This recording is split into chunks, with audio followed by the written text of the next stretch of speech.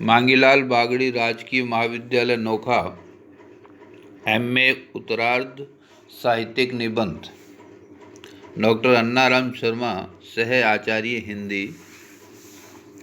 प्रिय विद्यार्थियों, विगत कक्षा में हमने साहित्यिक निबंध के रूप में भक्ति काव्य पर चर्चा की थी। आज हम रीतिकाल पर चर्चा करते हैं। रीतिकालीन काव्य एक स्वतंत्र साहित्यिक निबंध का विषय है जो समग्रता और गंभीर विश्लेषण की अपेक्षा रखता है। इस निबंध की भूमिका। रीति शब्द का अर्थ है नियम, लक्षण, प्रणाली अथवा पद्धति। इस शब्द की व्युत्पत्ति रीड धातु से हुई है, जिसका अर्थ है गति, चाल, मार्ग, पद्धति या प्रणाली। इस रीड धातु में तीन प्रत्यय का योग है। आचार्य वामन ने विशेष प्रकार की पद रचना को रीति कहा था। यह पद रचना काव्य गुण पर आधारित थी। वामन ने इसे ही काव्य की आत्मा बताया। वामन के पश्चात रीति मात्र एक शैली का पर्याय बनकर रह गई। हिंदी के रीतिकाल का रीति शब्द एक व्यापक अर्थ का परिचायक है, जो रस, अलंकार, शब्द शक्ति, छंद आदि सभी काव्यांगों के आधार पर एक बंदी बंधाई परिपाटी का वाचक है। रीति काव्य के प्रवर्तक के रूप में दो कवियों का नाम लिया जाता है, कवि केशवदास और चिंतामणि त्रिपाठी। हिंदी में सबसे पहले केशवदास ने काव्य के सभी अंगों का शास्त्रीय ढंग से विवेचन किया। उनके ग्रंथ का नाम कवि प्रिया है। पर रीति काव्य की शुरुआत केशवदास से न मानकर चिंतामणि से मानी जाती है, जिनका काल केशव के 50 साल बाद का है।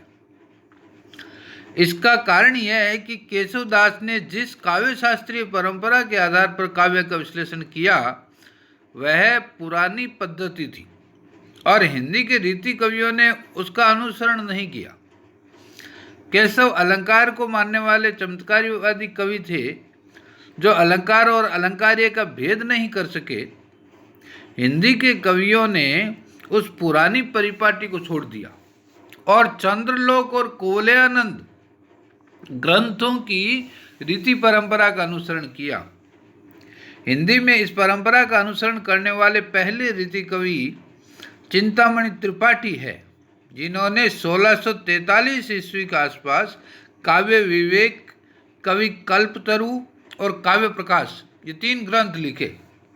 इस प्रकार रीतिकालीन काव्य के प्रवर्तक के रूप में चिंतामणि त्रिपाठी सिद्ध होते हैं, लेकिन रीति काव्य का आरंभ केशवदास से मानना उचित होगा। रीति काव्य का अर्थ है आचार्य। हिंदी के पहले रीति आचार्य हम केशव को मान सकते हैं। इस रीति काव्य का नामकरण, किसी भी युग के नामकरण के अनेक आधार होते हैं। किसी युग विशेष की प्रवृत्ति या उस युग विशेष में विशिष्ट व्यक्तित्व लेकर उभरे हुए व्यक्ति के आधार पर भी नामकरण होता है, जैसे भारतेंदु युग। नामकरण के और भी कई आधार होते हैं, लेकिन नाम ऐसा होना चाहिए जो उस युग की मूल प्रवृत्ति का वाचक हो। आचार्य रामचंद्र शुक्ल ने इस काल को रीतिकाल नाम दिया। मिश्र बंधुओं ने अलंकृत काल कहा, आचार्य विश्वनाथ प्रसाद मिश्र ने श्रृंगार काल कहा, डॉक्टर भगीरथ मिश्र ने रीति श्रृंगार युग नाम दिया। डॉक्टर रमाशंकर शुक्ल रसाल ने कला काल कहा, तो डॉक्टर राम प्रसाद मिश्र ने इस युग को शास्त्रीय काल कहा है।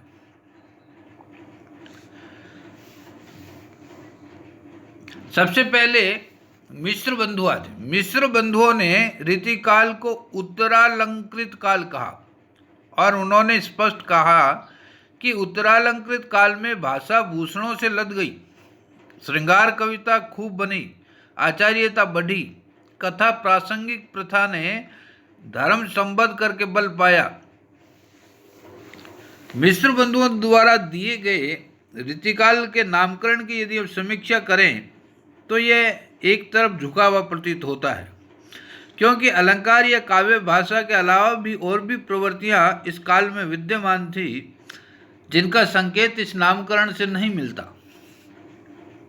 आचार्य विश्वनाथ प्रसाद मिश्र ने श्रृंगार काल नाम दिया, परंतु यह नाम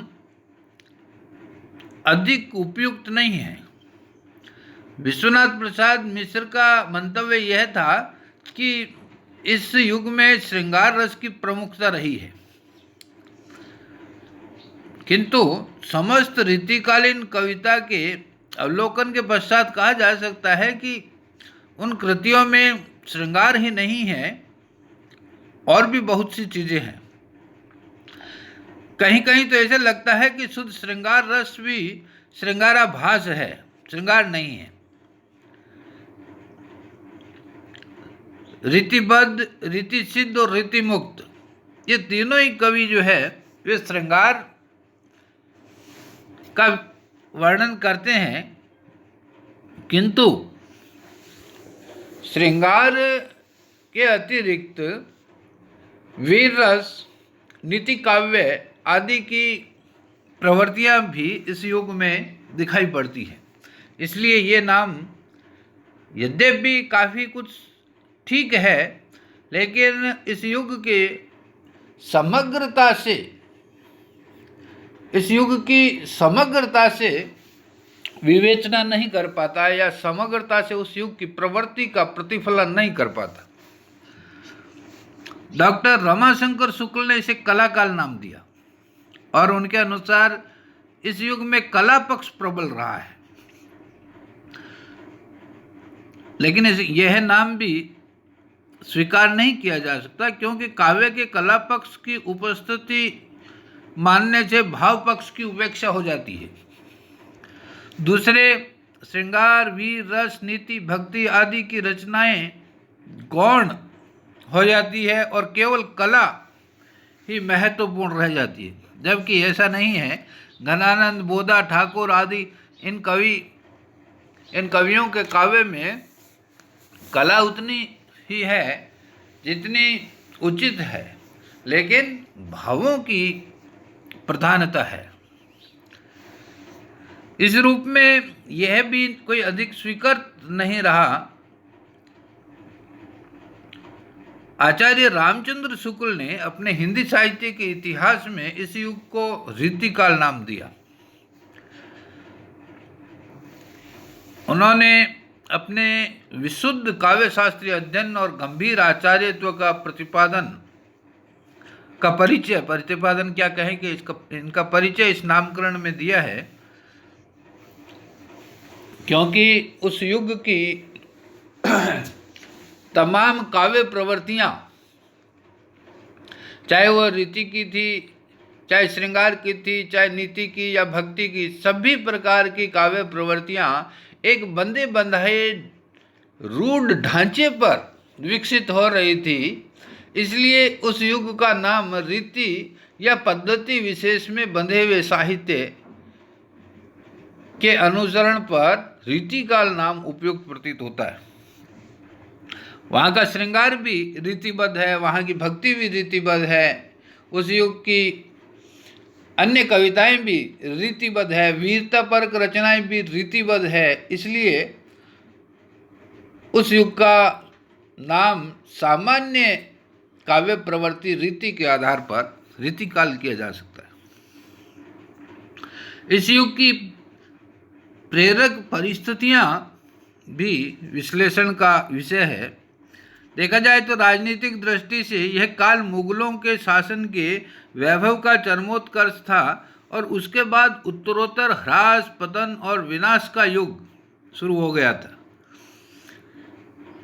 यह 1700 से 1900 ईस्वी तक का काल माना जाता है। इस काल में व्यक्तिवादी निरंकुश राजतंत्र का बोलबाला था। इस युग से पहले अकबर ने अपने सांस्कृतिक समन्वय से मुगल साम्राज्य की प्रतिष्ठा की थी, लेकिन ये मुगल साम्राज्य शाहजहां के बाद और औरंगजेब के पश्चात निरंतर डावाडोल होता चला गया। विलासी और राजसी प्रवृत्तियां राजघरानों में मुख्यतः उभर कर आई। अंतःपुर महत्वपूर्ण हो गए। जगह जगह पर अत्याचार और विलासिता का समागम एक साथ देखने में आया। सामाजिक दृष्टि से सामंतवाद का बोलबाला रहा। समाज में शोषक और शोषित वर्ग दोनों परस्पर बढ़ते चले गए। नारी की स्थिति अत्यंत शोचनीय हो गई। वह केवल मनोरंजन और विलास की सामग्री मानी जाने लगी। शारीरिक लावण्य और कोमलता ही कवियों का विषय बन गई।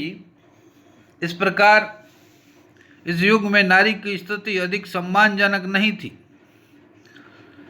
अंधविश्वासों में भी वृद्धि हुई। धार्मिक दृष्टि से यह युग मठों और मंदिर में देवदासियों के नर्तन का युग है। दूसरी ओर धर्मांतरण का युग है। दार्शनिक तत्वचिंतन का बहिष्कार सामान्यतः प्रारंभ हो गया था। साहित्यिक और कलात्मक दृष्टि से भले ही मुस्लिम शासकों ने ऊंचे ऊंचे महल और अटारियों का निर्माण किया हो और बड़े बड़े किलों का निर्माण किया हो, लेकिन उनमें मौलिकता या उनमें कहें कि सौंदर्य के दर्शन कम होते हैं। वही रूढ़िबद्ध निर्माण अधिकतर किए गए। साहित्यिक दृष्टि से कवियों और कलाकारों को बहुत प्रोत्साहन इस युग में नहीं मिला। मुगल दरबार की भाषा फारसी थी और राजाश्रित कवियों की वाणी वैभव और विलास की मदिरा पीकर बेसुध हो उठी। कवियों ने अपनी कविता का लक्ष्य राजाओं को और आश्रित दाताओं को प्रसन्न करना ही मान लिया था। ऐसी स्थिति में जो रीतिकालीन काव्य निर्मित हुआ उसमें जीवंतता या चेतनता के अवशेष हमें बहुत कम दिखने को मिलते हैं। यद्यपि कुछ कवि ऐसे भी हुए हैं जिन्होंने भीतरी आवेग से काव्य रचना की। रीतिकालीन काव्य की विशेषताओं में सर्वप्रधान यह है कि यह काव्य श्रृंगार प्रधान है, पर इस श्रृंगार रस की साधना में जीवन के संतुलित दृष्टिकोण का नितांत अभाव है। इसमें इंद्रियता की प्रचुरता है और रसिकता की प्रधानता है। दूसरे, यह प्रदर्शन प्रधान युग था और इसमें काव्य के बाह्य पक्ष अलंकार की ओर कवियों ने सर्वाधिक रुचि दिखाई है। तीसरी विशेषता यह है कि इस घुटनशील वातावरण से उबरकर कवि कभी कभी भक्ति और नीति संबंधी सूक्तियाँ भी लिखते थे, परंतु उनका मन अपने सीमित घेरे में ही रमा है। भिन्न भिन्न रुचि वालों के लिए मनोरंजन के लिए कवियों ने श्रृंगार, नीति, भक्ति और वैराग्य विषयक उक्तियों का सृजन भी किया है। चौथी विशेषता है कि इन कवियों ने प्रायः मुक्तक काव्य लिखे। सवैया, दोहा और छंदों का प्रयोग अधिक किया गया। पांचवी विशेषता है भाषा में परिमार्जन, सौष्ठव और प्रौढ़ता, उक्ति का वैविध्य और चमत्कार और भाव की मर्म स्पर्शी अभिव्यंजना इनमें मिलती है। भाषा ब्रज है, पर उसमें अन्य बोलियों का भी मिश्रण हुआ है। छठी विशेषता यह है कि यद्यपि रीतिकाल में श्रृंगारी कविता की प्रधानता है, किंतु वीर रस की क्षीण धारा भी उसके साथ साथ प्रवाहित हुई है। भूषण, लाल और सूदन जैसे कवियों ने ओजस्विनी भाषा में वीर रसात्मक काव्य की रचना की। सातवीं विशेषता यह है कि सामंती वातावरण में सांस लेने वाले कवि का नारी जीवन के प्रति दृष्टिकोण बहुत संकुचित रहा है। नारी उनके लिए एक भोग का उपकरण है तथा उसकी सामाजिक सत्ता कुछ भी नहीं है। इस प्रकार रीति काव्य एक अलग ही प्रकार का काव्य है। इस काव्य को 3 भागों में बांटा जाता है: रीतिबद्ध, रीतिमुक्त और रीतिसिद्ध। रीतिबद्ध काव्य जो कवि रस, अलंकार आदि काव्यांगों के लक्षण उदाहरण लिखने में ही अपनी काव्य शक्ति का उपयोग करते थे, वे रीतिबद्ध कवि कहलाए। चिंतामणि त्रिपाठी, मतीराम, जसवंत सिंह, देव, कुलपति मिश्र, भिखारी दास, भूषण, पद्माकर आदि कवि रीतिबद्ध कवि हैं। इन कवियों की काव्य प्रवृत्तियों में पहली प्रवृत्ति है आचार्यत्व या रीति का विवेचन। एक तो ये सभी कवि अपने आप को कवि ही नहीं अपितु काव्य शास्त्र का ज्ञाता भी मानते थे या सिद्ध करना चाहते थे, और दूसरे वे अपने आश्रितदाता नरेशों या धनाढ़ लोगों को काव्य शास्त्र की शिक्षा भी देना चाहते थे। इसलिए इन कवियों ने प्राचीन संस्कृत के रीति संबंधी ग्रंथों की हिंदी में अवतारणा की, अर्थात जो काव्यांग है, रस, अलंकार, ध्वनि, वक्रोक्ति, इन सब काव्यांगों को हिंदी में प्रस्तुत किया। इस प्रकार से अपना आचार्यत्व प्रदर्शित किया। दूसरी प्रवृत्ति है श्रृंगार वर्णन की। इन कवियों ने अपने काव्य का 9/10 भाग श्रृंगार पर लिखा। श्रृंगार के संयोग और वियोग, नायक नायिका के मिलन की चेष्टाएं, अनुभूतियां और मुद्राएं, प्रेम की विविध अवस्थाओं का इन्होंने खुलकर वर्णन किया। इस प्रेम वर्णन में या कहें कि इस श्रृंगार वर्णन में कहीं भी मानसिक गौपन नहीं है, कहीं भी कोई ग्रंथि नहीं है, अपितु इन कवियों ने खुलकर वर्णन किया है। क्यों? क्योंकि इस युग में नैतिक और धार्मिक बंधन टूट गए थे और कवियों पर सामाजिक दबाव न्यूनतम काम कर रहा था। इसलिए इन्होंने श्रृंगार का उन्मुक्त वर्णन किया। तीसरी प्रवृत्ति है भक्ति और वैराग्य का मिश्रण। रीति निरूपण के साथ साथ इन कवियों ने भक्ति और वैराग्य संबंधी भावनाओं को भी अभिव्यक्ति दी। क्यों? इसलिए कि इन कवियों ने राधा और कृष्ण का नाम ले लेकर अपने विकृत से विकृत भावनाओं की अभिव्यक्ति की आश्वस्ति प्राप्त की थी। इसलिए श्रृंगार के साथ साथ भक्ति और वैराग्य भी आवश्यक बन गया था। इस भक्ति और वैराग्य में इनके आत्मविसर्जन की स्थिति दिखाई नहीं पड़ती, अभी तो एक प्रकार का दिखावा दिखाई पड़ता है।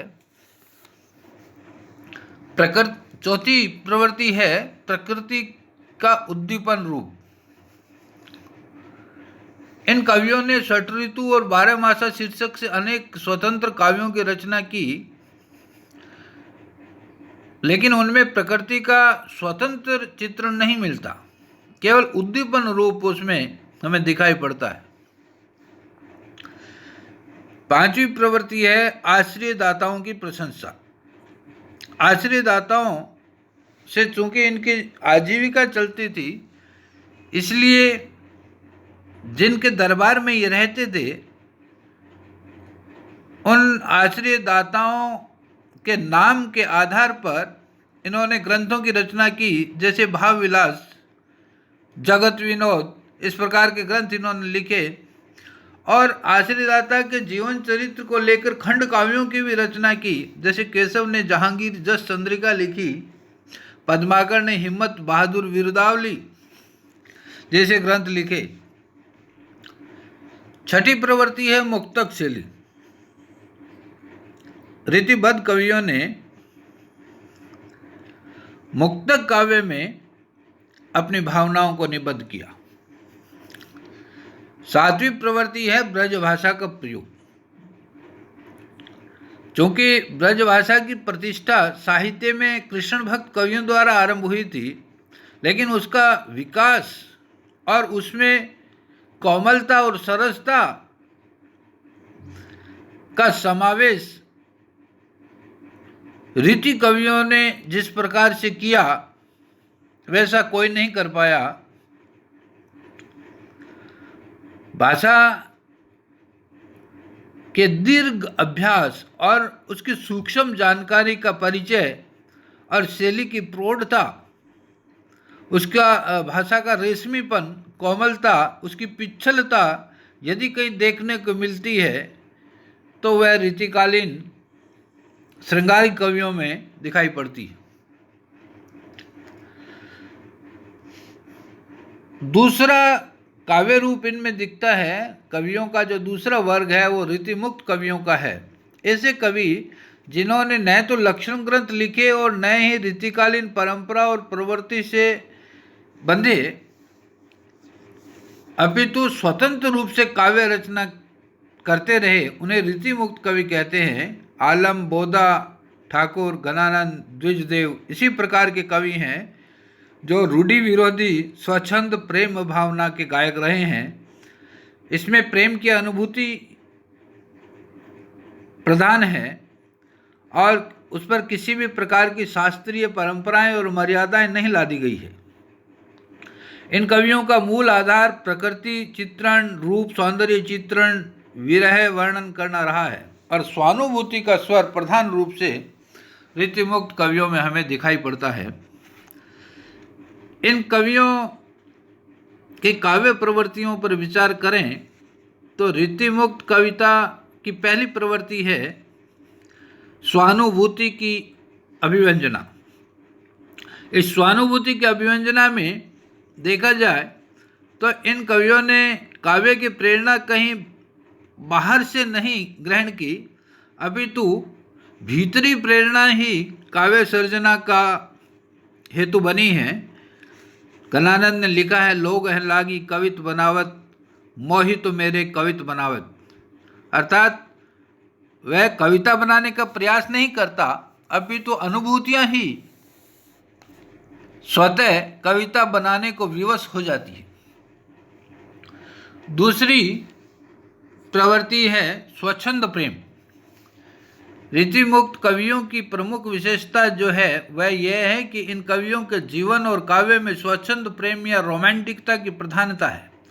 स्वच्छंद प्रेम का अर्थ यह है कि उन्होंने विशुद्ध सौंदर्यानुभूति की प्रेरणा से जाति, समाज एवं धर्म के बंधनों की अवहेलना करते हुए ऐसी नायिकाओं से प्रणय संबंध स्थापित किया जो अन्य जाति और धर्म से संबंधित थी। जैसे आलम, घनानंद एवं बोधा मूलतः हिंदू थे, किंतु उनकी प्रेयसियां क्रमशः शेख, सुजान और सुभान मुस्लिम थी। ऐसी स्थिति में इन्हें प्रेम के क्षेत्र में पर्याप्त साहस, संघर्ष और त्याग का परिचय देना पड़ा। बोधा ने तो लिखा है, एक सुभान के आनन पे कुर्बान जहान लगे रूप जहां को, जान मिले तो जहान मिले, नहीं जान मिले तो जहान कहा को। अपनी प्रेयसी के लिए संसार के समस्त वैभव को ठुकराने के लिए बोधा सहर्ष उपस्थित रहते थे। तीसरी प्रवृत्ति है नारी सौंदर्य के प्रति आस्था। इन कवियों ने नारी के व्यक्तित्व और सौंदर्य को आस्था की दृष्टि से देखा और उसका अत्यंत सूक्ष्म और उदात्त रूप में चित्रण किया। नक्शिक वर्णन की परिपाटी निभाने के स्थान पर इन्होंने स्त्री सौंदर्य के प्रभाव की व्यंजना अधिक की। जैसे घनानंद ने लिखा, अंग अंग तरंग उठे द्युति की, अंग अंग तरंग उठे द्युति की, हरि है मन रूप धरे अब च्वे, छवि को सदन गौरव बदन रुचिर भाल, रस निचुरत मीठी मृदु मुस्कानी में। चौथी प्रवृत्ति है विरह की प्रधानता। रीतिमुक्त कवियों ने अपने प्रेयसी की मधुर स्मृति में काव्य रचना की थी। सामाजिक परिस्थितियों की विषमता के कारण वे अपने जीवन में संयोग की घड़ियां प्राप्त करने में प्रायः असफल रहे। आलम अवश्य हिंदू धर्म को त्याग कर अपनी प्रेयसी शेख के सानिध्य का सुख प्राप्त कर रहे थे, किंतु अन्य कवियों पर यह बात लागू नहीं होती और उनमें विरह वेदना ही अधिक चित्रित हुई है। वैयक्तिकता, पांचवी प्रवृत्ति है वैयक्तिकता। हिंदी काव्य जगत में ये शायद ऐसे पहले कवि हैं जिन्होंने लौकिक प्रेम की वैयक्तिक अनुभूतियों को निसंकोच रूप में व्यक्त किया। इन कवियों को अपनी प्रेम कहानी सुनाने के लिए न तो राधा कृष्ण की भक्ति का आवरण ओढ़ना पड़ा और न रतन सेन या पद्मावती का आश्रय ग्रहण करना पड़ा। अभी तो सीधे सीधे अपने प्रेयसियों को इन कवियों ने संबोधित करते हुए अपनी निजी पीड़ा को काव्य में अभिव्यक्त किया। शैली विधान, रीतिमुक्त कवियों ने प्राय मुक्तक शैली में कवित सवैयों का प्रयोग करते हुए अपनी काव्य रचना की। तीसरे कवि हुए हैं रीति सिद्ध कवि। रीति सिद्ध कवि वे कवि थे जिनका उद्देश्य सरस काव्य रचना करना रहा है, लेकिन उनके काव्य में रीति तत्व स्वतः ही समाहित हो गए हैं, यह अलग स्थिति है। लेकिन इन्होंने सप्रयास रीति तत्वों का विवेचन नहीं किया। ऐसे कवियों में बिहारी रसलिन जैसे कवि मुख्य हैं, जो रीति काव्य के प्रतिनिधि या कहें कि सामान्य चरित्र की रचना करते हैं। रीति काव्य का भाव पक्ष और कला पक्ष दोनों ही हिंदी साहित्य में अप्रतिम है। डॉक्टर नगेंद्र ने लिखा है कि इसमें संदेह नहीं कि रीति काव्य में सूर और मीरा जैसी आत्मा की पुकार नहीं है और नहीं मिलेगी। न जायसी, तुलसी अथवा आधुनिक युग के विशिष्ट महाकाव्यों के समान व्यापक जीवन समीक्षा और छायावादी कवियों का सूक्ष्म सौंदर्य बोध ही यहाँ उपलब्ध होगा, परंतु मुक्तक परंपरा की गोष्ठी भंजन कविता का जैसा उत्कर्ष रीति काव्य में हुआ, वैसा न उसके पूर्ववर्ती काव्य में और न परवर्ती काव्य में ही संभव हो सका। इसकी सृजनात्मकता, प्रतिभा का उत्कर्ष देव बिहारी मतीराम के काव्य तक पहुंच गया। तुलसी और सूर के कीर्तिमान अपर्याप्त ही रहे, परंतु शुद्ध कविता अथवा काव्य कला के प्रतिमानों से आंकने पर इसका योगदान कम महत्वपूर्ण नहीं है। इस प्रकार रीति कवियों द्वारा रचित रीति काव्य हिंदी साहित्य में अप्रतिम है। श्रृंगार रस का जैसा परिपाक इस युग के कवियों ने किया, वह पूर्व और पश्चातवर्ती कवि नहीं कर सके।